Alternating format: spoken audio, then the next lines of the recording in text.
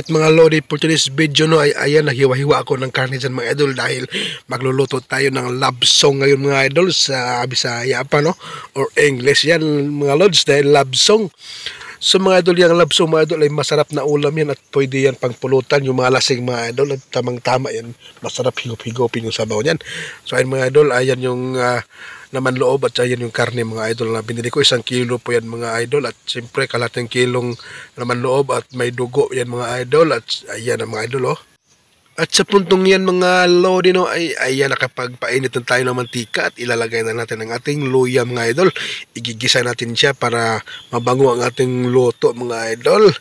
At ayan, nilagay natin at imikos-mikos natin yan para naman maghalo yung kanyang lasa mga idol no.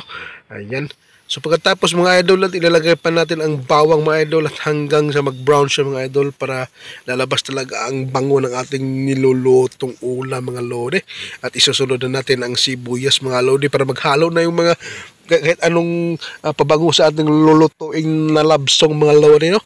At ayan na mga lodi, isusunod na natin ang ating karne na hiniwa-hiwa mga lodi at imikos-mikos na natin yan dahil nagugutom na tayo mga lodi at anong oras na. Ayan, imikos-mikos lang natin yan para naman maghalo yung nilagay natin mga ingredients. At simple nung kumulo na mga lodi ay isusunod na natin ang ating hiniwa-hiwa na laman loob mga lodi. Ayan na mga lodi oh. Napakasarap na ulam yan mga lodi at pwede yan sa mga may amals na nagiinom mga lodi yung sabaw niyan. At ayan, imikos-mikos natin yung mga lodi para maghalo yung laman loob at yung mga laman at may halong-halong taba pa kunti na karne. At imikos-mikos na lang natin yan. At sa puntong yan mga lodi ay kumulo na mga lodi at siyempre hindi natin papatagalin pa, lalagyan natin ng tubig yan. 3 basong tubig ang ating nilalagay mga lodi no dahil yan yung sabaw niya mga lodi, yung 3 basong tubig, yung baso na malalaki mga lodi. At pagkatapos yan mga lodi at ilalagay natin ang dugo mga lodi. Habang naglalagay tayo ng dugo mga lodi ay unti-unti natin imikos-mikos yan mga lodi para iwas buo-buo yung dugo mga lodi sa sabaw natin. Kailangan talaga walang buo-buo mga lodi para masarap, para paghigop natin ay walang buo-buong dugo.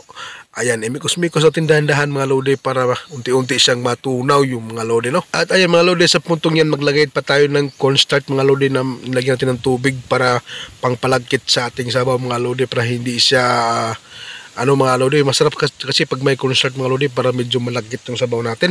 At ayan, imikos-mikos natin para masarap higop-higopin yung ating sabaw mga lodi no. Pasensya na mga lodi dahil sa paglagay namin ng asin dyan, suka at tuyo at pamintang durog mga lodi at magic sarap ay hindi namin nakuha ng video dahil may tumawag sa cellphone ko kaya hindi namin nakuha ng video at malagay tayo ng siling haba dyan mga lodi. At pagkakulo mga lodi at ayan na yung final nating recipe mga lodi at titikman na natin yan kung anong lasa ang ating niluto mga lodi, kung masarap ba o hindi. Ayan, siyempre bago tayo tumikim magpapapugi muna tayo. At ayan mga lodi, kailangan talaga nating hipan yung ating sabaw mga lodi dahil baka matunaw ang ating wait dyan mga lodi no, dahil mapaso ang ating wait. At ayan, napakasarap naman talaga yung niluto. At ayan, libat-libat pa yung mata ko. At ayan na mga lodi, dahil kakain na tayo mga lodi, nagugutom na tayo, nagkusila na tayo. Ayan mga lodi, ang daming hinukad ko ng kanin mga lodi at ulam dahil nakakagutom naman talaga. Ayan naman, unang subo mga lodi ay para sa mga bulate ko mga lodi na nagwawala na sa aking loob ng tiyan. At pangalawang subo mga lodi ay para sa inyo mga lodi at hati-hatiin na lang yan mga lodi. At syempre samahan pa natin ng ulam mga lodi para naman masarap. At syempre hindi kontento mga lodi, higupi pa tayo sa sabaw yan at kaya natin huhujupin yan para naman hindi mainit, para hindi mapaso yung ating wait. At ayan na mga lodi, si Mrs. mga lodi, kumakain na rin si Mrs. dahil nagugutom na rin si Mrs. Ayan mga lodi, unang subo kay Mrs. Pai para sa akin. At siyempre mga lodi, kung umabot ka man sa video to ay huwag kalimutan mag-subscribe, like mga lodi no.